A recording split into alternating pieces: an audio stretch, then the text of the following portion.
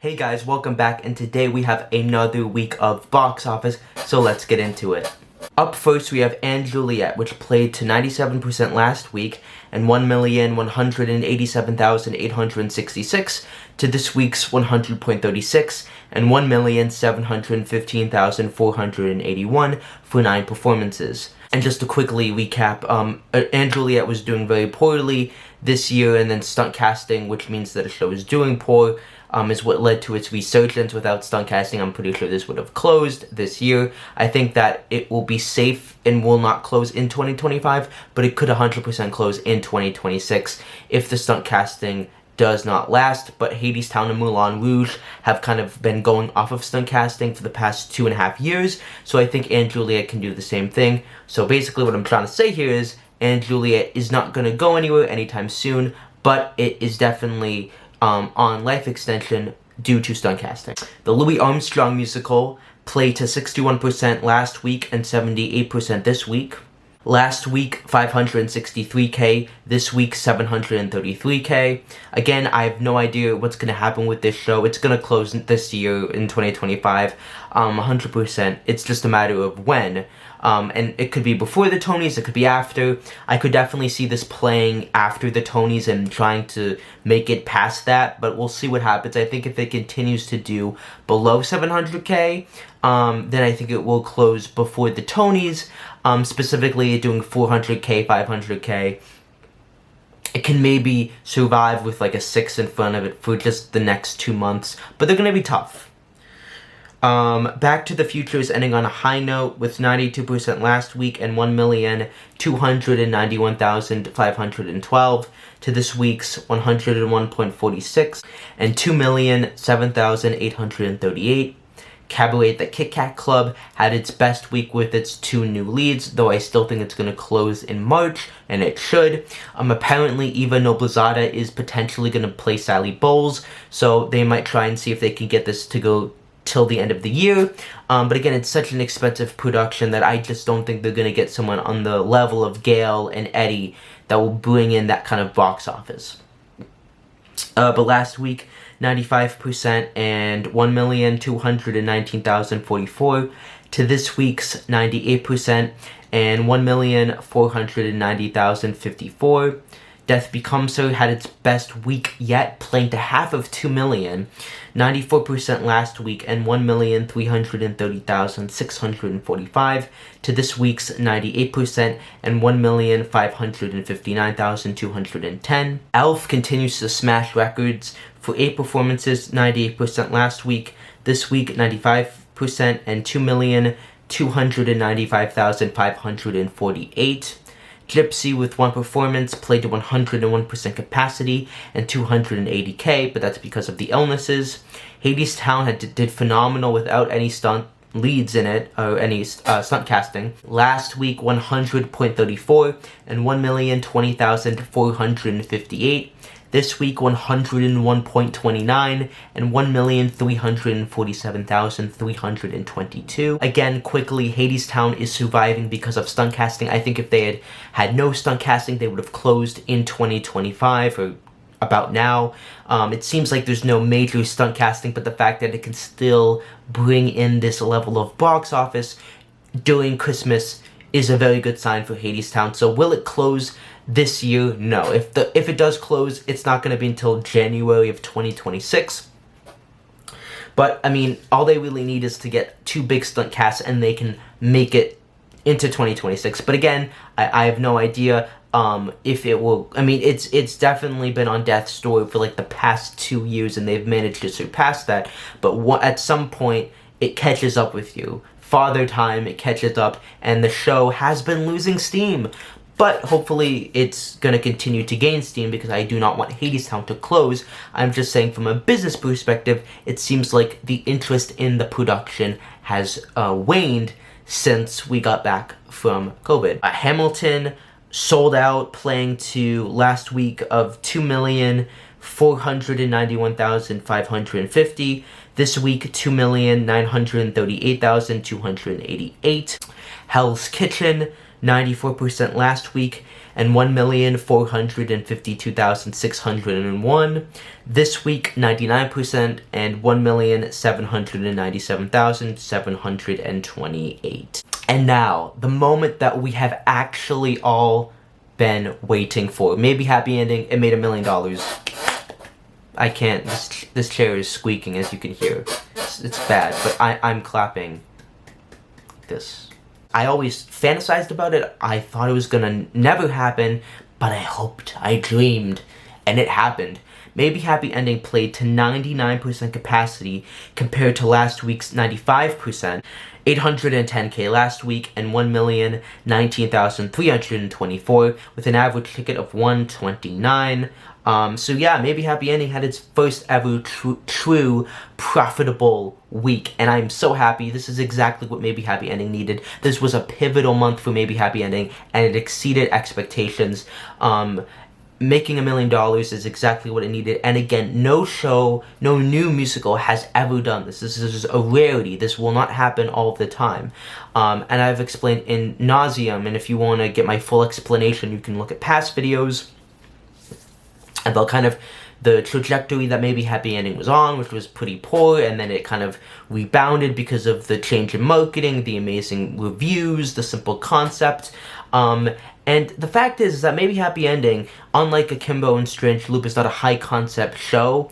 In fact, it's a very simplistic kind of story that we all know, and the concept is not hard to understand. It's just so simplistic that people kind of are like, oh, I don't need to see this, but I think the marketing, you need to see this mentality has spread through the community, and the community has come together on this one show and lifted it up, and it seems like people are enjoying it a lot more. I also think that this show is always going to be in a better position than those past two Best Musical winners because it's very conventional. Akimbo and Strange Loop, I don't need to tell you, is very unconventional shows that, let's be honest, we're never going to be commercial hits. Maybe Happy Ending has the best prospect of being a commercial hit, and I'm hoping this brings back the brand of the Best Musical because we sorely needed that. Because, you know, it started with Hamilton, it continued with Dear Evan Hansen, and then we got Hadestown, The Band's Visit, and those shows did very well. So, again, nothing super, you know, like I don't have anything amazing to say other than like this was super needed. And looking at the next month of advanced sales, this show is gonna go at the lowest to like a 7, and maybe that will happen once. But it's gonna hit mainly 8s and 9s. I mean, it's sold extremely well in January, and so I do not think we have to worry about Maybe Happy Ending at all. I think it's gonna make it to the Tonys. Even if it doesn't win Best Musical, I think it could make it till the end of the year. Again, I think a lot of it depends on, will it win Best Musical, will it not? I think Best Musical, and many people see as like the key factor to Maybe Happy Ending having a very successful multi-year run. But I think if they can cultivate this buzz and this media blitz that they're on, and the marketing and the must-see event of it all, I think that they can maybe surpass that Best Musical, needing that Best Musical, and they could survive longer. But you do have to wonder what happens when Darren and Helen leave, and will their replacements not last super long? I mean, here's the thing. Even if Maybe Happy Ending wins Best Musical, it's only gonna be here for about a year, like Fun Home Akimbo style runs. It's not gonna run for many years, although I would love it to, and I'm hoping it does. But truly, we've never seen anything like this at all ever on Broadway, and we've never seen this, you know, well, we have seen this, but it happens very so often. I think the last example was Beetlejuice. But yeah, I think that the marketing helped a lot with this, but I think it honestly is just word of mouth being super good and people saying you need to see this, and that mentality kind of coming within the audience. So again, a lot of this had to do with the marketing, but I think a lot of it had to do with the fact that it was the perfect time of, it's this very simple concept show that very much can appeal to the older crowd and the younger crowd. It can really appeal to multiple crowds, and it's something that is more for a quadrant than your Akimbos and your Strange Loops. I mean, Maybe Happy Ending does have some language, but you can take the kids to see it. You can take Grandma to see. You can take conservative Susie, liberal Tom to see the show. You know, it's an encompassing musical, and a Strange Loop and a Kimberly Akimbo were definitely not that. So I think this is just it being a great story and it just being very simple. Again, the more commercial your show is, the more conventional your story is, the more successful it's gonna run, especially if it gets amazing reviews.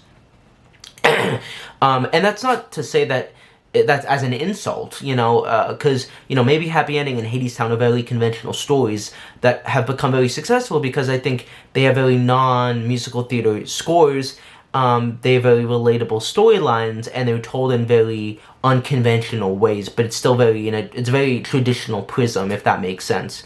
So, again, maybe Happy Ending is exactly where it needs to be. I think I can safely say this is going to make it till at least August or September.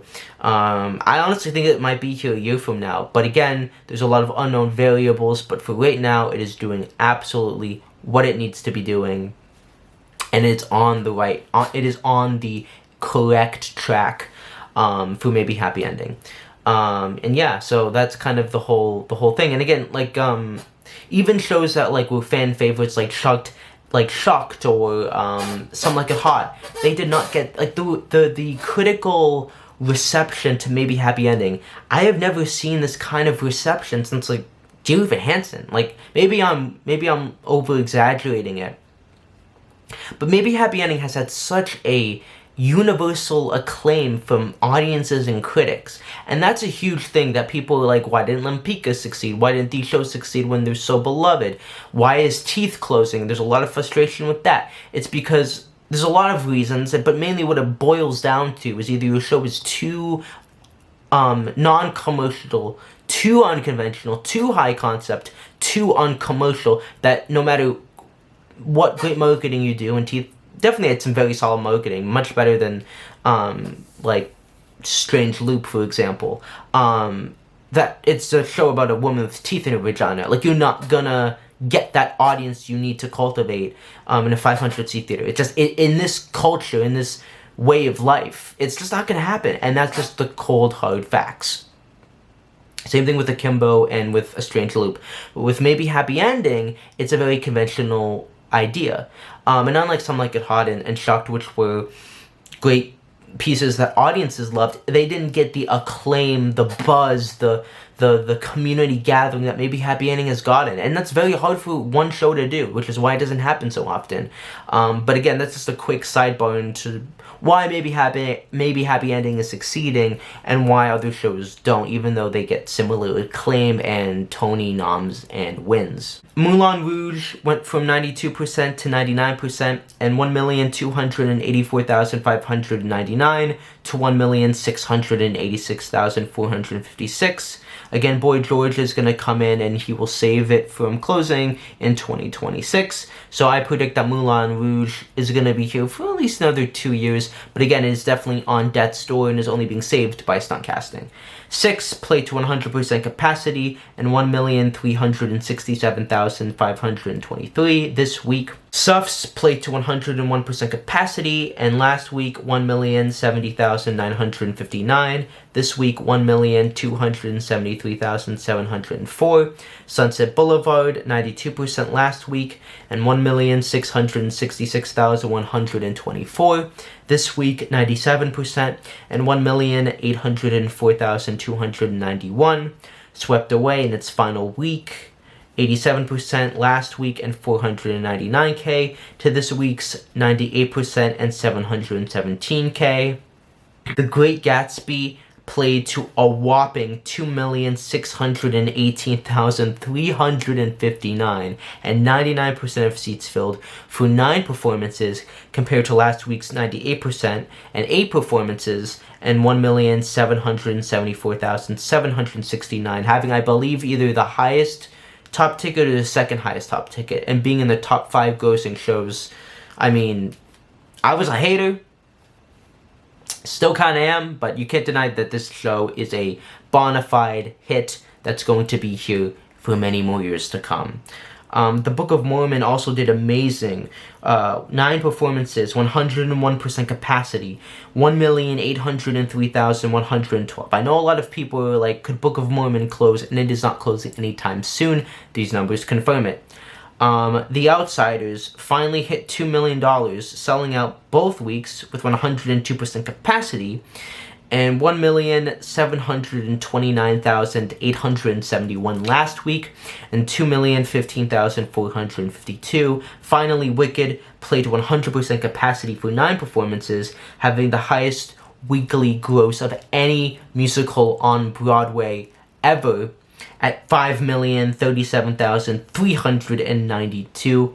Whew, but are we surprised? Because the movie is out and it's a huge cultural hit, and I predict that Wicked will actually outlive Phantom and become the longest running musical, put 200 million on it. Meanwhile, Wicked the film is currently at 640.2 million as of December 31st. It has surpassed Mamma Mia as the highest grossing movie musical, even though the bar wasn't that high, and it has come out on streaming. I mean, 640 million is nothing to scoff at. Again, you know my thoughts. I think it failing to come to $1 billion is a bit of a disappointment, but again, I think they still have either Japan or China to get to in the spring, and I still think that it's going to make another 100 million next week and the week after that, so I think it will actually end with a 7 or an 8 in front of it, which will still be solid numbers. But anyways, let me know your thoughts, like, sub, and comment, and I'll see you in the next video, and happy 2025. Peace.